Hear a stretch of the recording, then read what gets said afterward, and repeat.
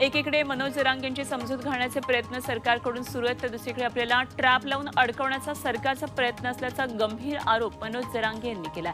आपण कोणत्याही आमिषाला बळी पडत नाही, मॅनेज होत नाही आणि त्यामुळे आमच्यातीलच अतृप्त आत्म्यांना हाताशी धरलं जाते, असा आरोप जरांगे यांनी केला. कुणबी नोंदी शोधण्यासाठी तसंच दाखले देण्यासाठी गावागावात दवंडी पिटून सूचना दिली जाईल, असं बच्चू कडू यांनी म्हटलेलं आहे. आणि त्यानुसार काही गावांमध्ये दवंडी पिटण्याचं काम सुरूही झालं आहे. ज्यांच्या कुणबी नोंदी आढळून आलेल्या आहेत त्यांनी संबंधित तहसील कार्यालयामध्ये इतर कागदपत्रे जमा करण्याची सूचना देण्यात आली आहे.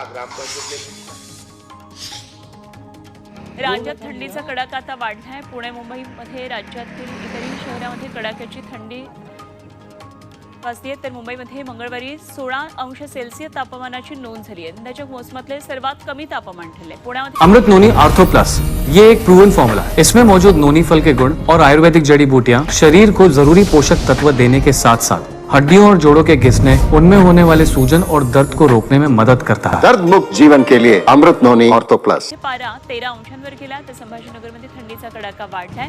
9 अंश सेल्सियस तापमानाची इथं नोंद झाली.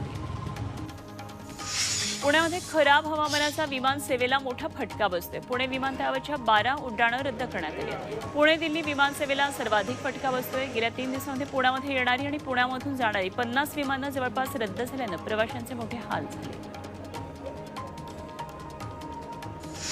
राजधानी दिल्लीवर दाट धुक्याची चादर पसरली आहे. धुक्यामुळे दृश्यमानता शून्यावर गेली आहे. त्यामुळे अनेक विमान उड्डाणं उशिरानं होतात. काही विमान उड्डाणं रद्द करण्यात आली आहेत. आंतरराष्ट्रीय विमान उड्डाणांनाही याचा फटका बसला आहे. त्यामुळे प्रवाशांची मोठी गैरसोय होते. काही विमानांचे मार्गही बदलण्यात आले. ब्रिटनच्या अनेक शहरांमध्ये हिमवर्षाव सुरू झाला आहे. त्यामुळे उद्यापर्यंत या ठिकाणावर येलो अलर्ट जारी करण्यात आला आहे. हिमवर्षावामुळे रस्त्यावर बर्फाची चादर पसरली आहे. याचा परिणाम वाहतुकीवर झाला आहे. त्याचबरोबर शाळा कॉलेजेसना सुट्टी देण्यात आली आहे. अयोध्येत श्रीरामाच्या आगमनाची जोरदार तयारी सुरू आहे. या ठिकाणी दिवाळीसारखा उत्साह पाहायला मिळतोय. शरयू घाट 1,25,000 दिव्यांनी उजळून निघाला. दरम्यान या रामनगरीशिवाय संपूर्ण देश रामाच्या भक्तीत तल्लीन झालेला दिसून येतोय. 22 जानेवारीचा राम मंदिर सोहळा हा मोदी आणि संघाचा राजकीय आणि निवडणुकीचा कार्यक्रम आहे आणि म्हणूनच या कार्यक्रमाला न जाण्याचा काँग्रेसनं निर्णय घेतला, असं राहुल गांधींनी म्हटलंय. त्याचबरोबर आपण सगळ्या धर्मांबरोबर आहोत, असंही राहुल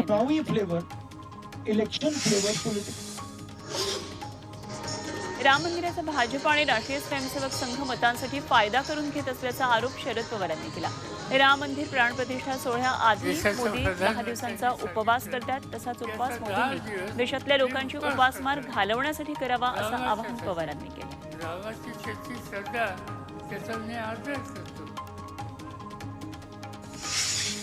संपूर्ण देश राममय झाला असताना अकोल्यामध्ये श्रीराम प्रतिमेसह श्रीराम असं लिहिलेल्या भगव्या झेंड्याचा तुटवडा पाहायला मिळतोय. अकोला जिल्ह्यामध्ये रामध्वजाची मागणी प्रचंड वाढली आहे आणि त्यासाठी इंदौर, सुरत इथून ध्वज आणण्यात येत आहेत. मात्र मागणीच्या तुलनेत पुरवठा कमी असल्यानं त्यांच्या किमतींमध्ये मोठी वाढ झाली आहे. अयोध्या प्राणप्रतिष्ठा निमित्तानं भाजपनं कल्याण शहरात जागोजागी या सोहळ्याचे बॅनर्स लावलेत. मात्र उत्साहाच्या भरात कल्याण पश्चिमेकडच्या नेताजी सुभाषचंद्र बोस चौकातला नेताजींचा पुतळा बॅनरमुळे झाकला गेला. बॅनर लावताना महापुरुषांचे पुतळे झाकले जाणार नाहीत याचं भान कार्यकर्त्यांनी बाळगावं, अशी अपेक्षा नागरिक करतात.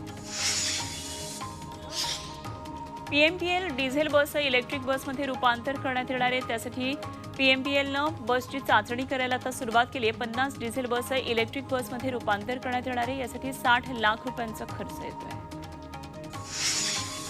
कोल्हापूरमधल्या बहुचर्चित रस्ते प्रकल्पाला अखेर मुहूर्त मिळाला. शहरासह संपूर्ण भागातील रस्त्यांची चाळण झाली होती. त्याचा रोष लोकप्रतिनिधींवर निघत होता आणि टक्केवारीमुळे 100 कोटी रस्ते प्रकल्पाचं काम चांगलंच गाजलेलं. त्यामुळे ठेकेदारांनी काळजी घ्यावी, अन्यथा कारवाईला सामोरं जावं लागेल, असा इशारा हसन मुश्रीफांनी दिला. ईपॅक ड्युरेबल लिमिटेड कंपनीच्या आयपीओमध्ये गुंतवणूक करण्याची संधी आहे. कंपनीने याचा प्राइस बँड 218 ते 230 दरम्यान निश्चित केला. आयपीओचा एक लॉट 65 शेअर्स असेल. हा आयपीओ 19 ते 23 जानेवारीपर्यंत खुला राहील.